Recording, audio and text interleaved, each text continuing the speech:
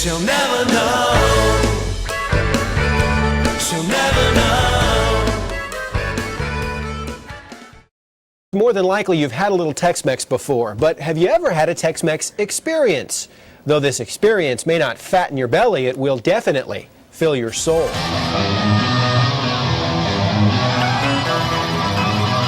Why don't you love me like you used to? It's easy to see in the faces, in the music, in the mayhem. The Tex-Mex experience just likes to play together. We're friends, we like hanging out. You know, we've all been in bands and stuff where, you know, you're kind of there because everyone's playing together and then see you later. Individually, all are very accomplished musicians. Mikey's played in Tex-Mex bands. Nooney sings with Flaco Jimenez also. George Raines plays with Jimmy Vaughn and, you know, played with a million other people. Me and Neil have played together since we were 16, so we have a history together. And the Tex-Mex experience melts together so well because of history. Rock and roll. And those that brought the texture to the Tex-Mex sound to the public. One of the greatest is guitarist Shawn Sahm's father, Doug Sahm. All the boys down at the pool, they know my number. Who gained fame with their Sir Douglas Quintet and later with the Texas Tornado.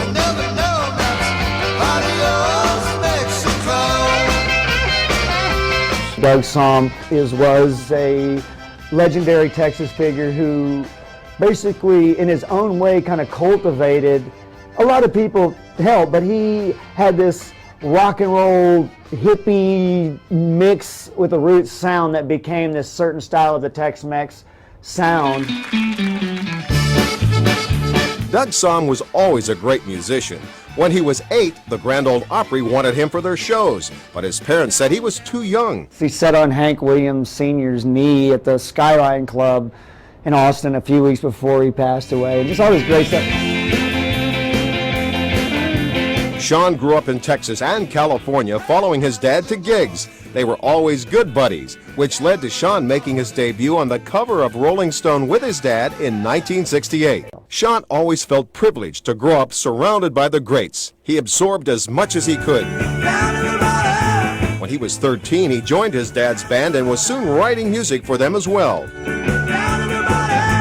Now, a number of years and bands later, Shawn set the stage for his latest and possibly most fun venture, the Tex-Mex Experience. They rehearse at Shawn's home, in a sort of museum to Shawn's dad. It's hard not to get into the musical groove with all the history and even a Grammy Award laying around. This is probably the first time we've ever played stuff that he was writing that came, I think, straight from his heart and wasn't trying to be anything else, and it's just really natural. And so everything with this band just seems to happen real natural, where in other projects and other styles of music it's been really difficult. Yeah, it's basically an energy thing, and this kind of stuff is got a little more of a dance groove. So everything's got really, about everything we do is kind of a dance groove and somehow. And I really like that. That's fun to play. Well, I've tried so hard. To get that real Tex-Mex sound and dance hall feel, the band wanted to feature the accordion. And then everybody's like, man, you know, it's like, what do you play? And I'm like, Squeezebox, you know. I have to see Squeezebox. They're like, Squeezebox, what is that? It's like accordion, you know. He does what a lot of keyboards and guitarists would do. Like, he does a lot of the melodic tags and lines when, you know, when we're doing a little riff, he'll be doing little lines over it. So he's actually, the cool thing that Mike's doing is taking the accordion playing in different directions and kind of pushing the boundaries a little bit. That's what we want to show the, you know, the new crowd now, you know, that it's not a geeky instrument, you know. It looks funny, maybe, I don't know, but, you know, in this band, it's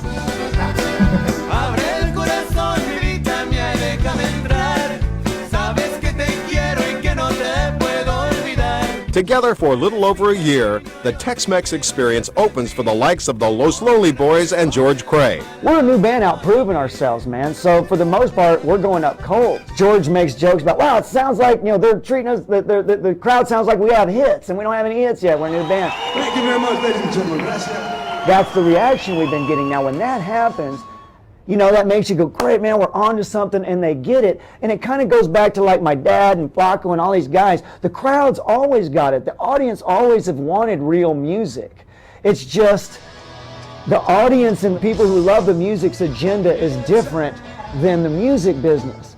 The music business's agenda is not to groove. The music business is to make freaking money, to market it. It's toothpaste. So never know. And that's all it is. The audience don't look at it like, oh, well, you know, demographically, does this fit? They just know that these guys come up on stage and boom, there it is. And the audience just, I like that. They like it or they don't. And once we start playing, man, we're in the zone. People are, you know, as soon as we start playing, you know, you see they're digging it. And so that's the energy we get. So we just full on all the whole show. You just don't know what you're gonna get after each song, you know, and that's what's cool, you know, because we'll start with a full-fledged rock and roll tune, Right. and then just turn it into like a beautiful harmony tune, you know what I'm saying, and then a polka, and then something, you know, and so it's the throwing off the people and the versatility it's amazing to see the people's reactions of that, you know. When we break into a song, we hit the harmony. When we are the Tex-Mex experience in a room or on stage, we love that. I mean, there's this buzz that goes along with that when we're not doing it, we miss it. It's all about the roots, and then this new modern version, unique. It's a unique style that we have. Very What much. she's saying about the squeeze box and guitar, you know, rocking out, and you know, it's something new. It's a little more modern and rocking and unique, but it's got our roots. You know? That's it, baby.